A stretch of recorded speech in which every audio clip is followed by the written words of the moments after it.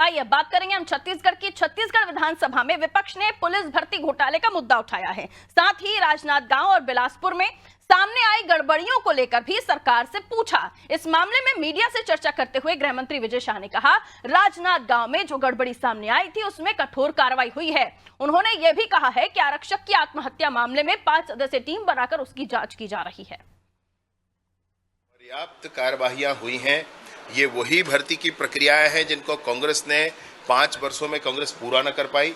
वर्तमान में भर्ती की स्थिति में आप देख लें कि हमारे यहाँ 5,900 कांस्टेबल की भर्तियां हैं। हम लोगों ने इनके 6 साल से रुके हुए सब इंस्पेक्टर की भर्ती की प्रक्रिया पूर्ण कर उनकी प्रशिक्षण करवाए जा रहे हैं। अब विभाग को कम से कम उतने अधिकारी मिलेंगे। 341 हम लोगों ने नए पद और निकाले हैं। हमने 1500 महिलाओं के पद नगर सेना में निकाले हैं। 500 नगर सेना में और सामान्य पद निकाले हैं। उनकी भर्ती प्रक्रिया चल रही है। और आज मैं आपको सदन में और अवगत कराऊंगा कि कितने और पदों का सृजन किया गया है जिनके माध्यम से अभी आगे भर्ती की प्रक्रियाएं चलेंगी। ये सारी भर्ती की प्रक्रियाएं शुचिता के साथ चल रही हैं। वहां जो आरोप लगाया गया है उसमें राजनांदगांव में कठोरता से कार्रवाई हुई है। तो पुलिस भर्ती घोटाला मामले में राजनांदगांव के जो गड़बड़ी सामने आई राजनांदगांव को लेकर, उसको लेकर विजय शर्मा ने अपनी बात रखी और इसी के साथ उन्होंने कहा कि आज वो कुछ और भी जानकारी देना चाह रहे हैं सदन में, जिसको लेकर हमें प्राची जानकारी देंगी। आइए हमारे सहयोगी प्राची हमारे साथ जुड़ रही हैं। प्राची, पुलिस भर्ती घोटाला मामला जिसको लेकर सदन में भी यह मुद्दा गूंजा और उसके बाद विजय शर्मा ने अपनी सफाई मीडिया के सामने दी और साथ ही उन्होंने बताया कि किस तरह की कार्रवाई हो रही है, लेकिन उन्होंने कहा कि किस तरह की भर्तियां निकाली गई उसकी भी जानकारी दी जाएगी। और साथ ही उन्होंने आरक्षक आत्महत्या मामले में भी कहा कि 5 सदस्यीय टीम का गठन किया गया है। इसको लेकर क्या कुछ और डिटेल सामने आ रही है प्राची? जी आपको बता दें, छत्तीसगढ़ विधानसभा का आज 14वां दिन है और लगातार जो विपक्ष है वो आज सदन में इस मामले को, पुलिस भर्ती मामले को विपक्ष द्वारा उठाया गया, जिसमें छत्तीसगढ़ उप मुख्यमंत्री जो है विजय शर्मा, उन्होंने मीडिया से चर्चा की। उन्होंने यह बात कही है कि राज्य में जब पुलिस प्रक्रिया हो उस दौरान 2 जिलों में गड़बड़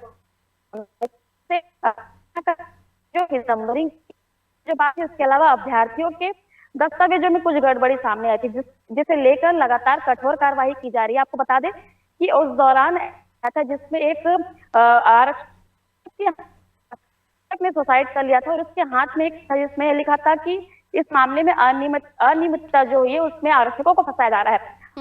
विजय शर्मा ने यह भी कहा है कि इस मामले की भी 5 सदस्य है और इस मामले की भी हर एंगल से जांच की जाएगी। आपको बता दें कि उन्होंने ये कहा कि ये जो पूरी भर्ती प्रक्रिया है, कहीं ना कहीं ये कांग्रेस की भर्ती प्रक्रिया थी जो लंबे समय से रुकी हुई थी, लेकिन भाजपा की सरकार आते ही भर्ती प्रक्रिया को पूरा किया गया। आपको बता दें कि ऐसा ही भर्ती प्रक्रिया भी लंबे समय से रुकी हुई थी, लेकिन 6 साल बाद भाजपा की सरकार के आने के बाद इसकी प्रक्रिया को भी पूरा किया गया है। और लगातार भाजपा जो हर एंगल से की जांच कर रही है और आने वाले समय पे भी इस मामले को लेकर कड़ी कार्रवाई की जाएगी। बहुत शुक्रिया प्राची जानकारी के लिए। तो पुलिस भर्ती घोटाला जिसको लेकर विजय शर्मा ने अपनी बात रखी और उन्होंने कहा कि किस तरीके से सख्ती से कार्रवाई होगी जिन्होंने भी इस गड़बड़ी को अंजाम दिया है। उसके बाद आरक्षक भर्ती माफ कीजिए आरक्षक की आत्महत्या मामले में भी उन्होंने बताया कि 5 सदस्यीय टीम बनाई गई है, जिसमें अब पूरी तरीके से डिटेल में उसकी जांच होगी। जो भी दोषी पाई जाएंगे उन पर कठोरतम कार्रवाई की जाएगी।